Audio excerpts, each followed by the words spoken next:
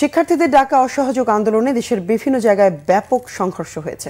গুলিবিদ্ধ হয়ে সিরাজগঞ্জে ৩ জন, মুন্সিগঞ্জে ৩ জন, রংপুরে 2 জন ও মাগুরা ও পাবনায় 4 জন সহ দেশের বিভিন্ন জায়গায় মোট 12 জন নিহত হয়েছেন। প্রতিনিধিদের পাঠানো তথ্য ছবিতে ডেস্ক রিপোর্ট।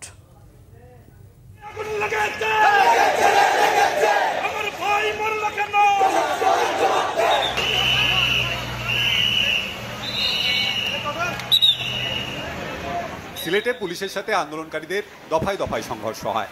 ছাত্রদের ছত্রভঙ্গ করতে টিয়ারশেল ও রাবার বুলেট ছোড়ে পুলিশ। বন্দরবাজার, সুরমা পয়েন্ট ও কোর্ট পয়েন্ট, কিনব্রিজ, তালতলা এলাকায় ধাওয়া পাল্টা ধাওয়া হয়।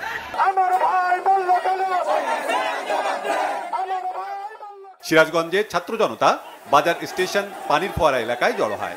মিছিল নিয়ে যায় এসএস রোডে। মিছিলটি জেলা আওয়ামী লীগ কার্যালয়ের কাছে গেলে দলের নেতাকর্মীদের সাথে ধাওয়া পাল্টা দেওয়া হয়। চলে গুলি, আগুন দেওয়া হয় আওয়ামী লীগ কার্যালয়ে। মাগুরায় আন্দোলনকারীদের সাথে পুলিশ ছাত্রলীগের সংঘর্ষ হয়। এতে নিহত হন জেলা ছাত্র দলের যুগ্ম সাধারণ সম্পাদক মেহেদী হাসান রাব্বি। মুন্সিগঞ্জে বৈষম্য বিরোধী ছাত্র আন্দোলনের কর্মসূচি চলাকালে সুপারমার্কেট এলাকায় শিক্ষার্থীদের সাথে আওয়ামী লীগ, ছাত্রলীগ, যুবলীগ নেতাকর্মীদের সংঘর্ষ হয়। এ সময় মুহুর্মুহু গুলিবর্ষণ করা হয়। আহত হন সাংবাদিক সহ শতাধিক। খুলনায় আওয়ামী লীগ কার্যালয়ে আগুন দেয় বিক্ষুব্ধ শিক্ষার্থীরা। রংপুরে মুখোমুখি অবস্থানে আওয়ামী লীগ ও আন্দোলনকারীরা। রংপুর টাউন চত্বরে জমায়েত হয় শিক্ষার্থী জনতা। পায়রা চত্বর থেকে মিছিল নিয়ে ছাত্রলীগ তাদের ধাওয়া দেয়। এ সময় সংঘর্ষ বাধে। ফরিদপুর জেলা আওয়ামী লীগ কার্যালয়, সরকারি রাজেন্দ্র কলেজ ও বিভিন্ন স্থানে ভাঙচুর করা হয়।